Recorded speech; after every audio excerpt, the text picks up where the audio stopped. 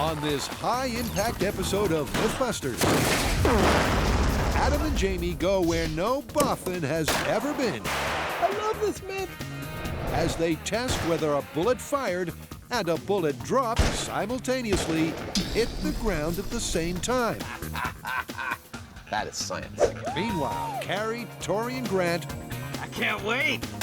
punch, pummel, and blast their way through another fantastic fable. That might knock Buster's socks off. Is it ever possible to literally knock someone's socks off? That was awesome! Who are the MythBusters? Adam Savage Am I missing an eyebrow? and Jamie Heineman. Hey, no guts, no glory. Between them, more than 30 years of special effects experience. Joining them, Grant Imahara, For science. Tori Belleci, We do that again? and Carrie Byron. One word for this. Splat. They don't just tell the myths, they put them to the test.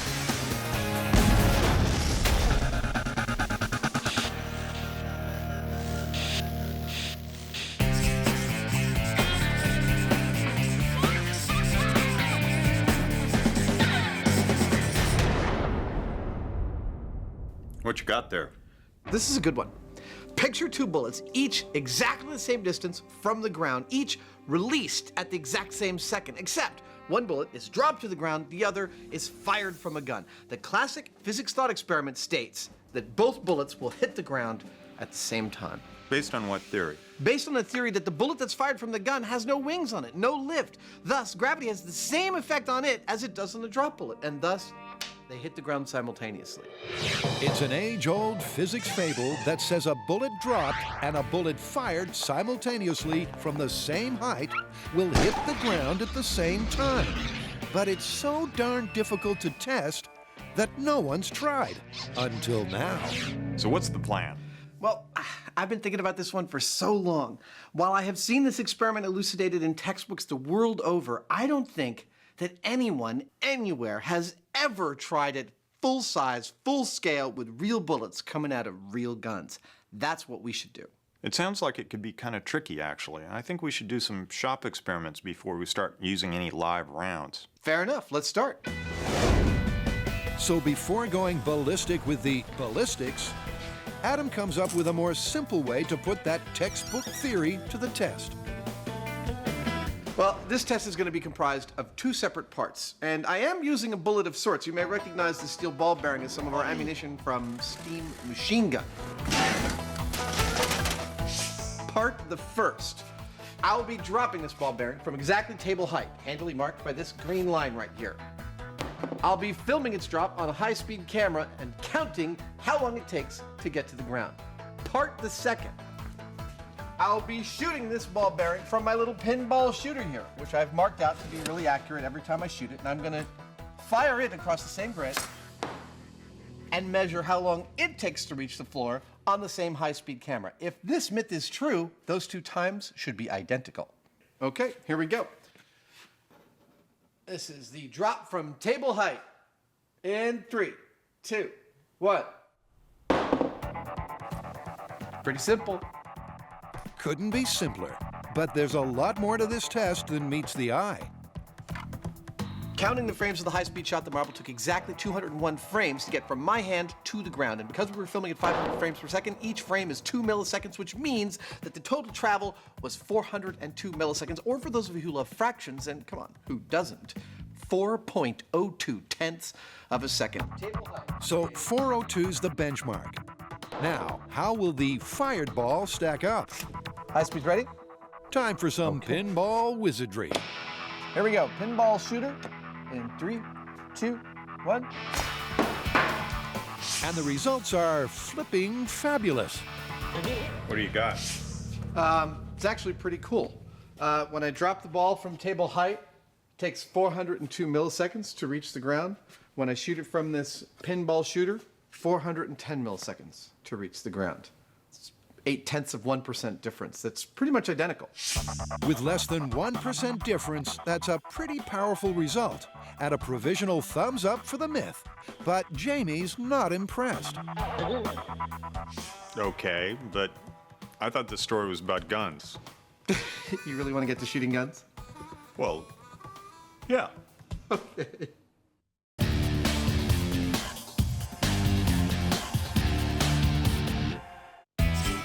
Meanwhile, Carrie's got the next myth in the bag. Check this out. What's with your dirty laundry? It's not mine, it's theirs. Remember we asked the fans to send us their socks? Yeah, exactly. The fans wanted to know what happens to their missing socks in the laundry. Well, yes, that was the original idea, but I think we're gonna have to make a little last-minute change here. All right, so what's the change? Well, check this out. Dear MythBusters, here's some socks of mine, but rather than the washing test, can you use them to test the phrase, "It knocked my socks off"? I like it. Yeah, take a look. A lot of these letters say the same thing. They want us to test that phrase. Well, if the fans want us to test the knock your socks off idiom, who are we to deny them? Sounds good to me. This sock it to 'em saga comes from the world of boxing, when a particularly powerful pugilist was said to be so strong he could knock someone clean out of their socks. But is it really possible? All right, knocking your socks off. I mean, this is a weird one, but I like it. What's the plan? Well, since this idiom has its roots in boxing, I think we definitely need to start with some sort of heavy impact punch. And that pretty much rules any of us out. Okay, I got an idea. Let's get the nitrogen cannon from the superhero special, but instead of firing a grappling hook, we reconfigure it to fire a fist, giving Buster the biggest uppercut of his life. Well, you know what it sounds like to me? It's time for the main event. What are your corners? In a long line of lethal inventions, Grant says this is one of the most dangerous he's ever built. But will it do the job on Buster? So, to deliver the kind of punch that might knock Buster's socks off, I've taken this out of retirement. It's our nitrogen cannon from the superhero special. We fired a grappling hook to try and turn the Batmobile around a 90-degree corner. We hit it! And today, Grant is modifying the cannon to blast a killer punch to Buster's jaw, while Tori's turning out the all-important fist. So what I have here is a solid steel rod that's gonna go into the cannon. On the end of it, I'm gonna attach a rubber fist. So I'm gonna be using a high-density, high-impact resistant rubber. I'll be able to weld it to the punching rod, stick it into Grant's cannon, fire it up at Buster's jaw, and see if we can knock his socks off. But right now, just pulling Buster's socks off is a problem. Now, this is what a sock getting pulled off a human's foot looks like. But a rubber Simulate dummy provides a slippery solution. Now, the Simulate has similar properties as a human body. The sock just slips right off, but the Simulate is not strong enough to withstand the kinds of impacts that we're gonna be testing with. So what we need to do is transplant his legs onto Buster's body.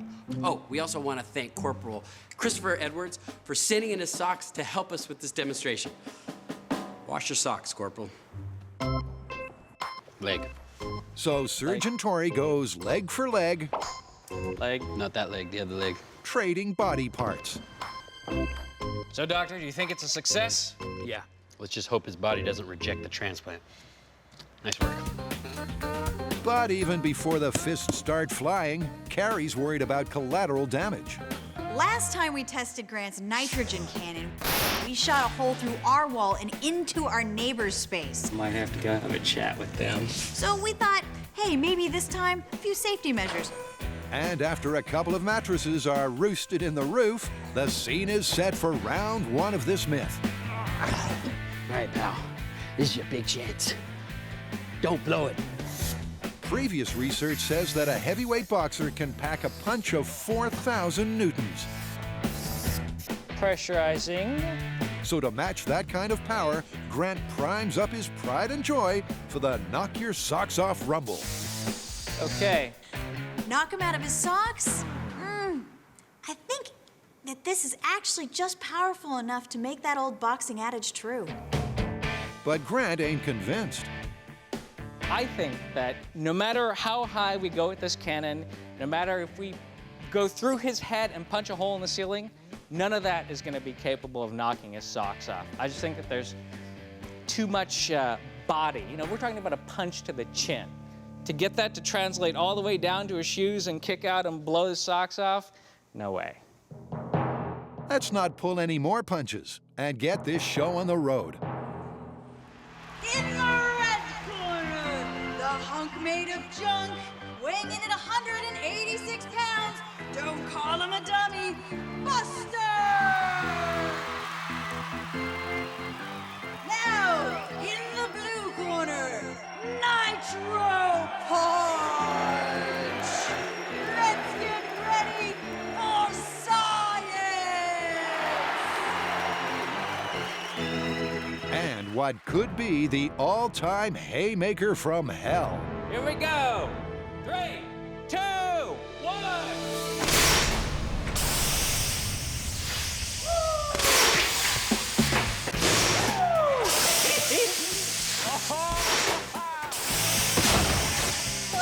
PSI was really intense. Yeah, we took out the lights. Woo! That was some punch. But it's clear that amidst the carnage, Buster's socks stayed put. But only just. Whoa. Take a look at this. Look, the socks slightly got dragged off. Now that's what I call taking it on the chin. The punch not only sent Buster barreling backwards, it ripped off one of his shoes, partially dragging a sock with it. But it's not enough to call the myth a winner. So according to the high-speed footage, the Nitro Punch accelerated the fist to a final speed of 22.2 meters per second, giving us an overall force of over 6,000 newtons, which is 50% more than your heavyweight prize fighter's best punch. And even at superhuman punching strength, it still wasn't enough to knock Buster's socks off. But you know what? The cannon's reputation is still intact. Now, I'm not saying that this is busted. All I'm saying is right now it's not looking good for the myth.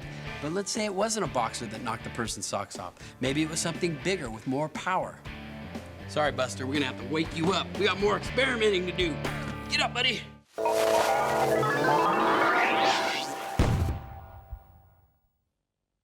Bullet baloney or physics fact. This test is so hard, no one's ever dared try it. Does a bullet fired and a bullet dropped simultaneously from the same height hit the ground at the same time? Before breaking out the real bullets, Adam's letting loose with something a little more manageable. A paintball gun. Perfect.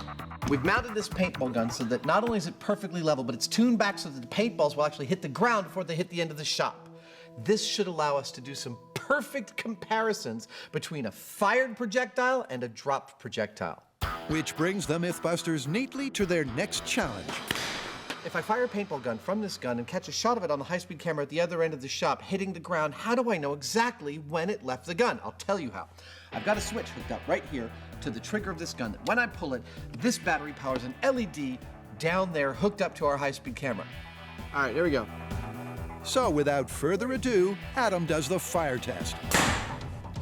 The high speed records the moment the light comes on and the paintball hitting the ground. Look at how beautiful that is.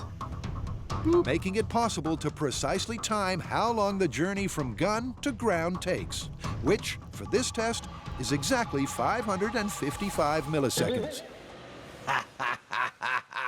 That is science. Now, Adam gets ready for part 2 of the experiment. So I'm just about to hold this paintball up at exactly the level of the barrel. I'm going to use a laser level to help me know it. Film it on high speed and time exactly how long it takes to get from my fingers to the ground. I will then compare that time to the fired paintball. Paintball drop test in 3, 2, 1. This time, the difference between the fired and dropped paintball is 59 milliseconds. A lot more than the 8 millisecond gap between the fired and dropped ball bearing, which has the MythBusters scratching their heads. Well, this is a conundrum. Our first 2 experiments seem to contradict each other. However, I think the culprit lies in the paintballs themselves. Watch this. See those trajectories? Each one's different. They're curving.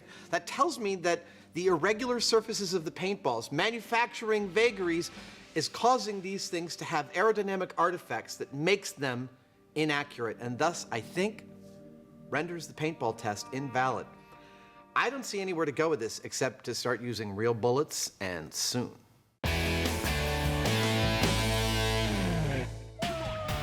Carrie, Tori, and Grant are trying to literally knock someone's socks off. A KO to the kisser put Buster down for the count. And just about totaled the workshop. We knocked Buster out! So now the team is ramping up outdoors with more power. Look at the size of this thing. Buster is gonna be hating it. More power means more force, and possibly a greater chance of knocking off Buster's socks. This is a gravitational potential energy pendulum, and normally it's used for testing highway safety barriers. But today, it's gonna be our battering ram. We're gonna use it to try and knock Buster's socks off. But before Buster gets put in the firing line, You can get off the brake now. No break. the team wants to see how powerful the pendulum of destruction is.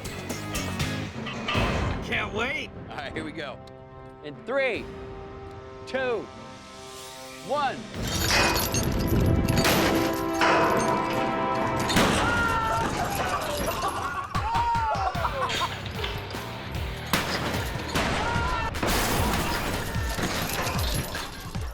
That might knock Buster's socks off. Come on, let's see. Although the pendulum's impact is actually slower than the flying fist, because its mass is so much greater, it's able to deliver over 20 times the force of the nitro cannon. That's one hell of a punch. Look at that. I mean, this was enough to lift this van and shift it back about 4 or 5 feet. Which, in a cracked nutshell, is not good news for Buster.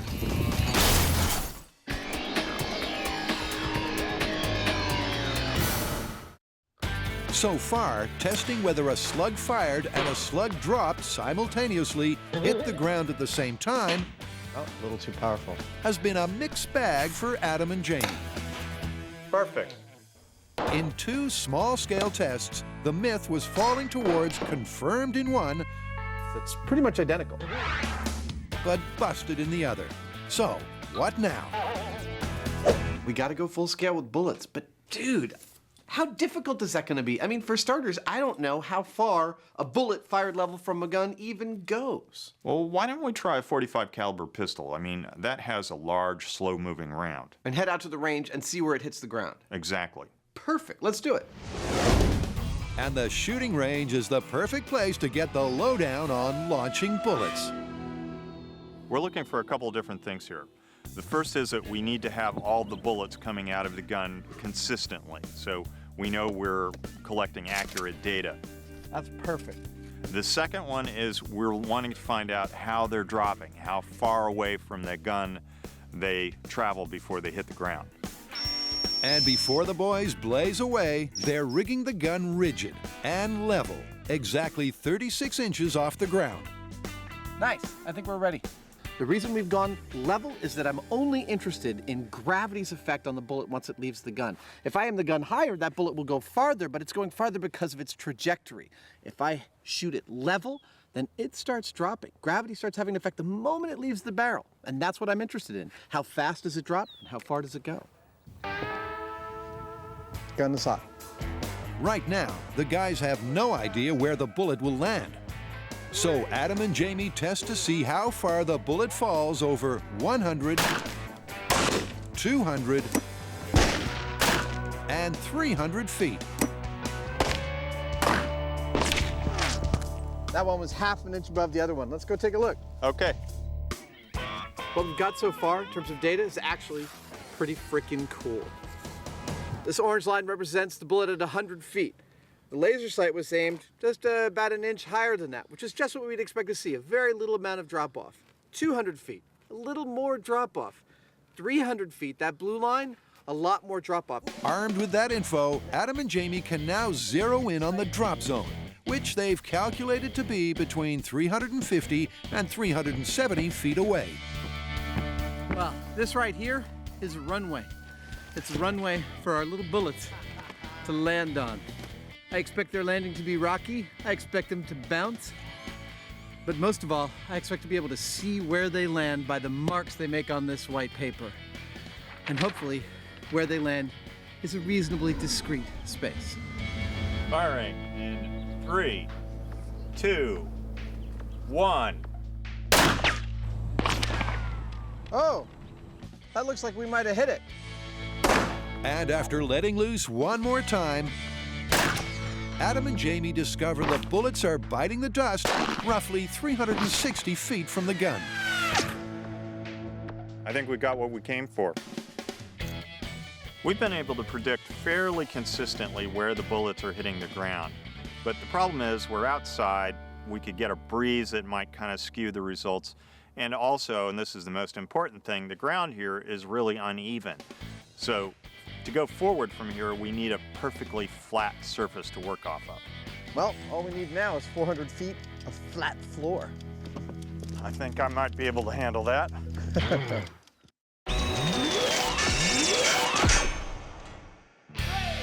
Carrie, Tori, and Grant are busting Buster's chops, trying to knock him out of his socks.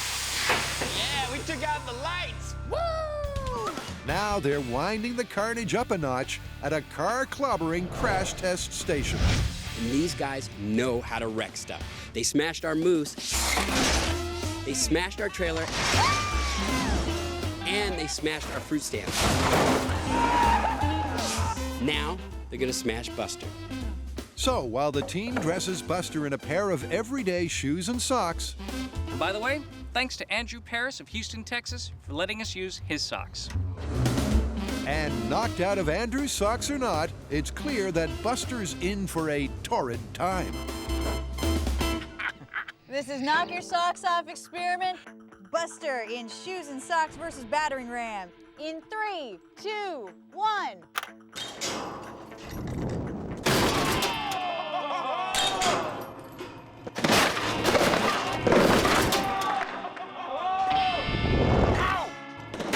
Shoes didn't come off at all. Let's see if they loosened it all. That's a pretty massive hit. Dang, that looked like it hurt. Yep, that's a definite ouch. Buster just got walloped with 17,000 pounds of body-breaking force. But did his footwear fly? Not this time. Look at that. They're not even loose. I bet his joints are looser than the shoes. He looks like he's still in good shape. Should we set him up and go for another test? Yep. We just dropped a pendulum that weighs almost a ton straight into Buster's chest and knocked him back 40 feet, but we were still unable to knock off his shoes or his socks. But we're not done yet. Seen on the last test, these shoes stayed on, but what if he just got his socks? Maybe the shoes are holding the socks on. Sounds like Buster's in for another bashing. Those socks back up. So with Buster's feet supporting his own weight, the pendulum is once again lifted to full height for full knock your socks off power. Okay, here we go. This is Buster with socks only versus the pendulum. In 3, 2, 1.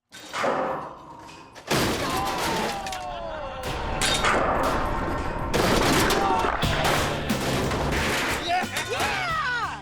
His head came off. But look, one of his socks is knocked almost completely off. Yeah, but still technically on. Yeah, he didn't get knocked out of him Oh, necessarily. you guys are so hard to satisfy. Maybe Carrie should take a look at the high speed before she gets carried away. Here comes the pendulum. That's all I did. Woo! Look at his feet go straight back, but his socks haven't come off yet. Wow. Still on. Oh, there it is. It's dragging along the ground. It's not knocking him out of his socks. Okay, so that doesn't count. No. Confirming this myth is turning out to be as tough as Buster's stay-put socks. But before ditching the bash and crash method altogether, Carrie's got one last outrageous idea.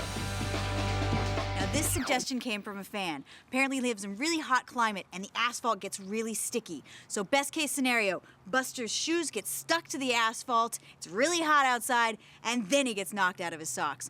But instead of using glue to make it sticky, I'm actually screwing his shoes down to make sure that they stay stuck. Yeah. His shoes should stay. Hopefully he'll go. That's the idea. Now hopefully it pulls the socks off. All right, let's go. So, can this be the moment? Will Sock's resistance be no match for a screwed down shoe and let Buster's bare feet fly free? All right, this is the fan request. Sticky shoes stuck to the ground. Here we go. In 3, 2, 1.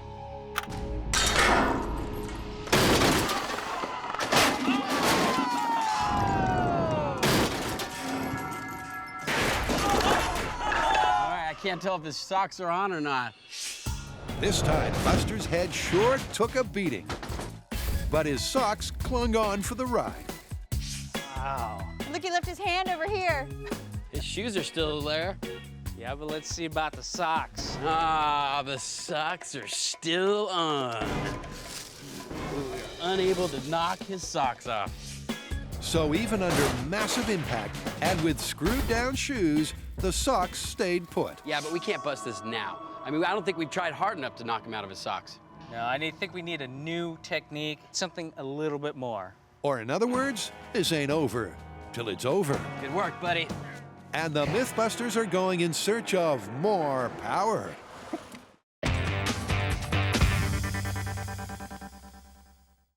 Socks. Sometimes they just seem to have a mind of their own. But can they ever be knocked off your feet? Okay, so far Buster's lost a shoe, but no socks. Yeah, the impact doesn't seem to be working out. It seems like you're gonna need a massive amount of force to get those socks off. I think you're right, and I think I have just the thing. What? Explosives. Surprise? You didn't see that one coming. Seriously? Yeah, there have been cases of people getting their clothes blown off from an explosion, yet they survived the blast. So, socks or clothes, I say we test this one. Okay, well, let's go to the quarry and take, say, like, I don't know, 500 pounds of explosives. I like 500. Get some mannequin legs, put some socks on them, and then we'll put them at different distances from the center of the blast. Round 3. Knock your socks off with an explosive shockwave. And you couldn't have picked a nicer day for it. Wow. Oh my gosh, this is awesome. All right, you guys ready to map out the grid for our experiment? Sounds great. X marks the spot. This is just like making crop circles. I know, exactly. The mannequin legs are going to be screwed onto these stands.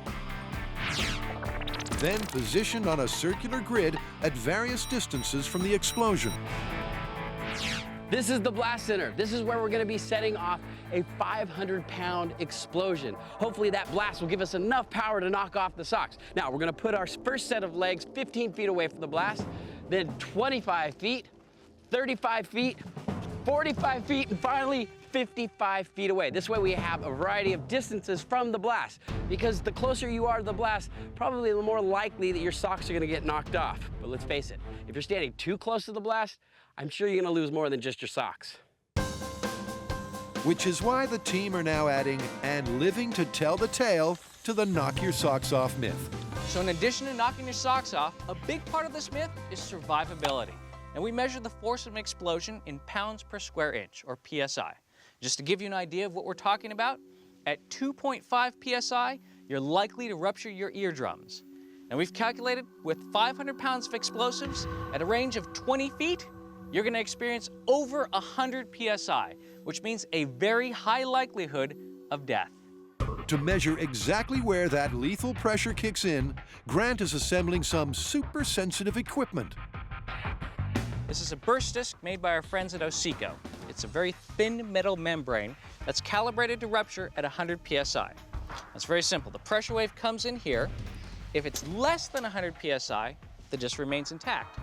But if it exceeds 100 PSI, it actually blows through here, leaving a hole.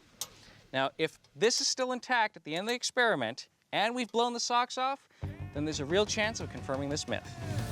Meanwhile, Carrie and Tori dull out the dummies. we've specifically designed these legs to give us every opportunity for a successful sock blast removal. Now we've got 1 foot on the ground, 1 foot in the air as if you were running or walking. That way if a sock is gonna come off in either of these positions, myth is confirmed. And just to mark this explosive occasion, the official MythBusters sneaker. They're blast zone shoes. I like them. And one of our fans hand knit an entire box of socks for us. Thanks big time Patience Boyd of Somerville, Massachusetts. At each foot station, some feet will have your socks and shoes, How's that fit, man? and others just socks. S15. That means sock only at 15 feet. That way when these get blown to smithereens, we might be able to track where they came from. We're all set for the final experiment for Knock Your Socks Off. And I am standing in the blast center where we are gonna set off 500 pounds of AMFO. And when that goes off, these pressure-calibrated burst discs are gonna tell us the likelihood of survivability at 15, 25, and 45 feet. Then once we've gathered our data from wherever it lands in the quarry, we'll be able to determine whether you can knock your socks off with an explosion. But before they push the plunger, the team needs 2 more vital ingredients. Cool. First, the fire department. Well, you know what they say, safe exploding is good exploding. And the explosives, Here comes our AMFO. courtesy of retired FBI agent Frank Doyle. So it looks like you guys have a package for us. Oh, I brought you a really nice package. Info, right? Oh, that ought to do it. That ought to knock some socks off. You better believe it. And if any socks are going to get knocked off soon, this is the stuff to do it. This is 500 pounds of AMFO. Just to give you an idea, it took 800 pounds of AMFO to completely vaporize a cement truck.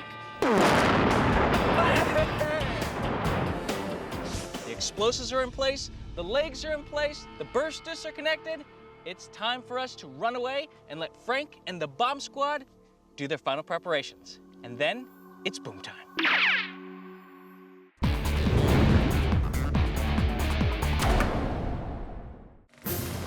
Once upon a time in the Wild West, a fired bullet could just about settle any bust-up. All right.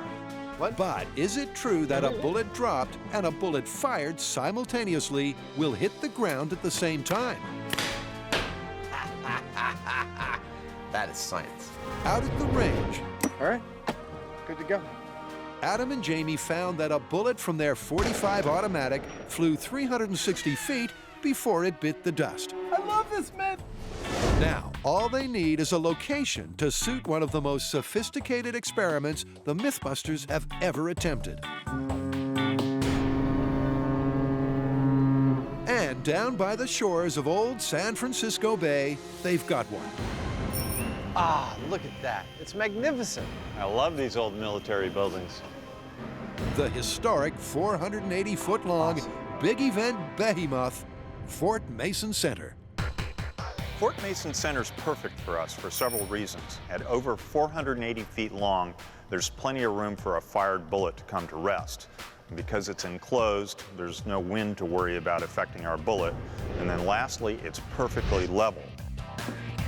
So with the gun rest in place at one end of the room, Adam's first job is to make sure it's exactly 36 inches off the floor. And firing level.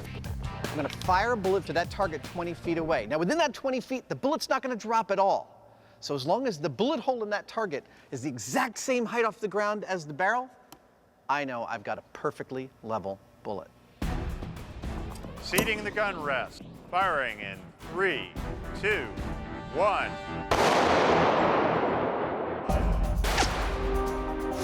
Dude, I'd say that is absolutely perfect. Right on our laser line. That gun's firing level. Works for me. With the fired bullet rig sorted for now, Jamie rolls out the other half of the experiment. This is my bullet drop rig, and the key component is this electromagnet right here because it'll hold on to my bullet, and then on cue, it'll drop the bullet. Okay, we've got all the sensors we need and all the equipment we need to time the exact amount of time it takes a bullet both to be dropped from 36 inches and to be fired from 36 inches off the ground. And we could simply compare those two times like we did with the paintball, but that's not good enough for us. For we have a bigger vision. We want to see that drop bullet hit the ground in the spot the fired bullet will be skipping off. That's what we're about to set up. That's right, folks. This time, both halves of the experiment are going to happen at the same time. But it also creates a humdinger of a problem.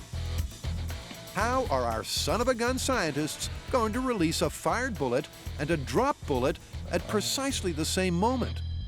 Let me set up this experiment for you. Do you see the little red light in the lower left part of the frame of this high-speed shot? That's an LED coupled to the electromagnet holding this bullet up in the air. Now, the moment that LED goes off, I know that the electromagnet is no longer powered and it's dropping the bullet. Now, see the tip of this gun? The moment I see a bullet peek out of that, that's when I want the electromagnet to go off. So now, look at the high-speed shot again. You'll see I can see the red light, I can see the electromagnet, I can see when a bullet leaves the barrel, and I can make sure they all happen at precisely the same time. So before rolling the drop rig 360 feet down the room, the boys just want to make sure their little synchronizing system is going to work. Simultaneous firing and bullet drop test in 3, 2, 1.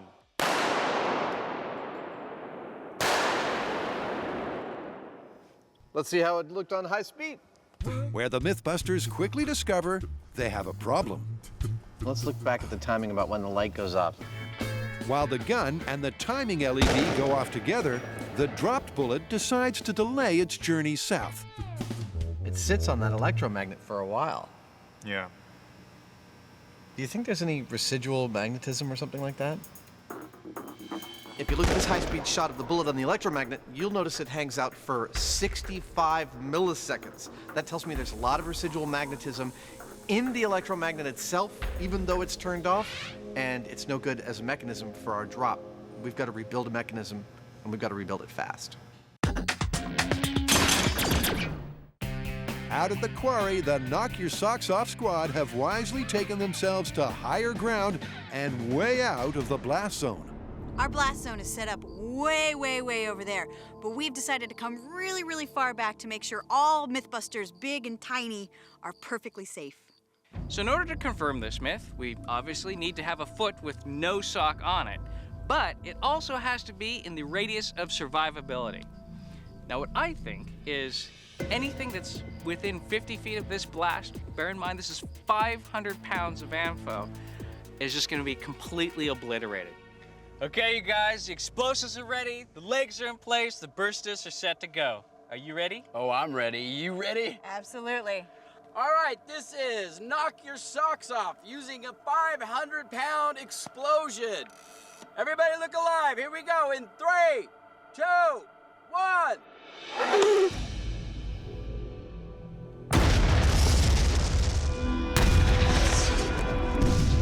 Wow!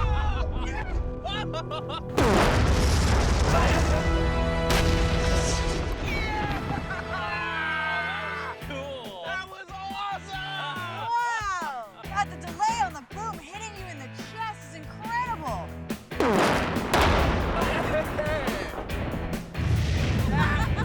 Sick. All right, let's go check it out. Remember, to confirm this myth, the team needs to find a sockless foot in a critical zone of human survivability. Whoa! Look at the size of that crater. Oh, wait, here's a sock. Wow. Ugh. Oh my God, there's a foot inside. It's still in there. That's disgusting. I don't think this counts. No, that's definitely not blowing your socks Dude. off. But a closer look at the blast zone reveals some explosive results. Check it out! No socks! What distances? What are they? 25 foot, and this is 15 feet. Well, they finally managed to knock some socks off. But would a human be walking away? Yeah, you're probably not gonna survive this if your socks came off. Well, wait, here's the pressure disc. Let's see what it says. Okay, 25 feet. That's blown. That's blown. And a double check of the discs confirms that up to 35 feet away, this bang would have sent a mere mortal to kingdom come. So that's not survivable, that doesn't count. But at the minimum survivable radius of 45 feet, yep, they're still on. We've got 45, we've got 55, and the socks are still on. So we have no survivability at the front, but we lost a few socks. And then as you get to the zone of survivability, we still have our socks on. I think that gives us both of our criteria for calling this one busted. Yeah, this is totally busted. I mean, if your socks do get blown off, you're pretty much dead. Yeah, you wouldn't be walking away from that. This was cool, though. You might say it was a blast. This has been a great experiment from the beginning to the end, and we've come away with some solid evidence to bust this myth. There's no way you can knock somebody's socks off and have them survive. It's just not possible. This one is busted.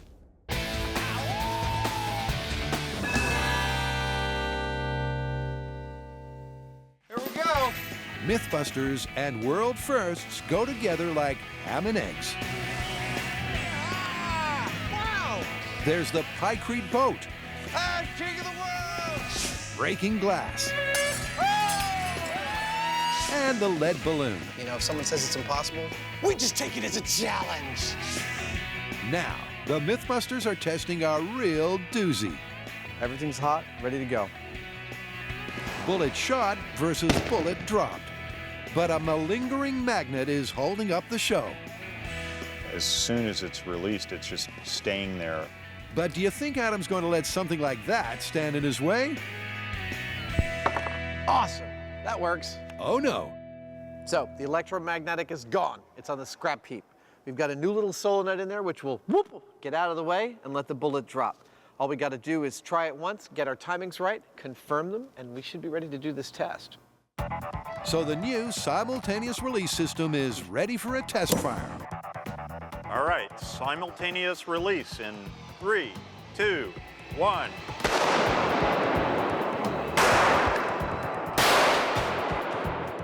All right, let's see how it did on high speed. But once again, there's a timing problem. Solenoid's way too slow. Yep. It's not letting go. The most difficult thing about this whole experiment is getting the fired bullet and the dropped bullet to become airborne at exactly the same time. And when you realize all the stuff that is going on here, it's trickier than you might think. I mean, the gun has to do its thing, the release mechanism has to do its thing, and we can't tolerate even a few milliseconds of variation in this mix to make the result that we want to see happen. It's hard. Now there's an understatement.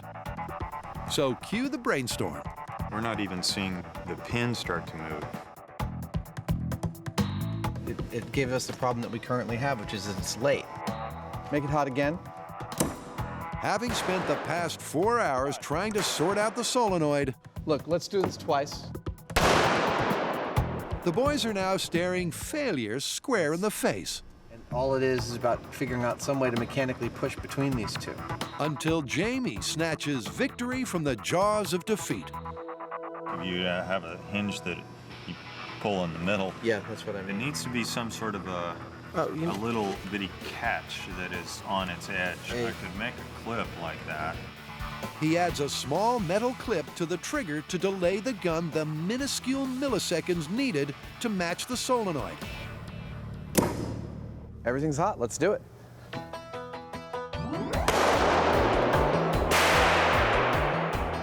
And after a few test fires and a bit of fine-tuning, it works. Bullet leaves done. Oh, it's good. It's good. It's 1/3 of a millisecond difference. Wow. That's freaking perfect. Let's go do this full scale. Okay. Which means rolling up the room 360 feet to stake out a drop zone. Right about there. That's where they were landing out in the shooting range, so this is where I expect them to land here. Okay. Adam lays down a runway of white paper so the high-speed camera will clearly see and measure both bullets at the same time, in the same place, and in the same shot. All we need now in the drop zone is Jamie's drop rig, so the boys can take a shot at physics history. Let me walk you through our complicated experimental setup here. It all starts when Jamie tugs on this string, which will pull this clip right here, made out of steel, out of the way. That clip will allow this spring to do its work. The work it wants to do is to pull this metal finger towards the trigger, pulling the trigger of the gun and setting this bullet off on a journey down this way. But that's not all that it's doing. Oh no, come back. Because at the same time that it pulls the trigger to fire this bullet, it is also connecting to this wire, which is going to a computer, which is going all the way down here. Let's go. Aren't you glad we're speeding this part up? So, simultaneous with the signal that sends that bullet from the barrel of that gun, an electronic signal sends this bullet falling from our little drop rig so that hopefully when it reaches this point, it will meet its friend, the fired bullet, and all of it will be captured on that high-speed camera right there.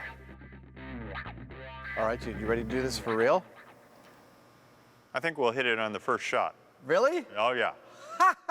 You never make predictions. That's awesome. Bullet dropped versus fired. In 3, 2, 1.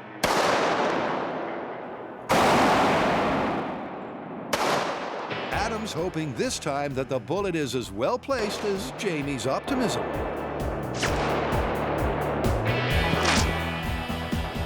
But from 360 feet away, the boys can't see exactly where the fired bullet landed. Let's go see where it hit. So Adam takes a one-wheeled ride down the room to check out the drop zone. Wow. And the results are simply ripping. Can't get much closer than that. Ugh. I can't wait to see the high speed.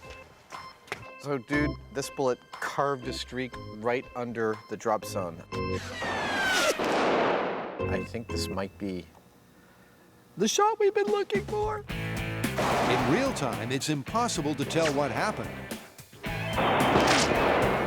Until Adam analyzes the high speed and crunches the numbers. 3677 minus 3915 equals 238 divided by 6. Dude, the difference is 39.6 milliseconds. Which means it's less than the human eye can make out. So after days of brain-teasing tests, the MythBusters can claim a world first for themselves. And a victory for physics. Let me put 39.6 milliseconds into some perspective for you. When you go to the movies and watch a projected celluloid film on the screen, you know that that film's made up of individual images, right? What you might not have known is that it takes 24 of those per second to make up the film that you're watching. So each one is on screen for exactly 1/24 of a second, but you don't notice that because it's faster than your eye can register.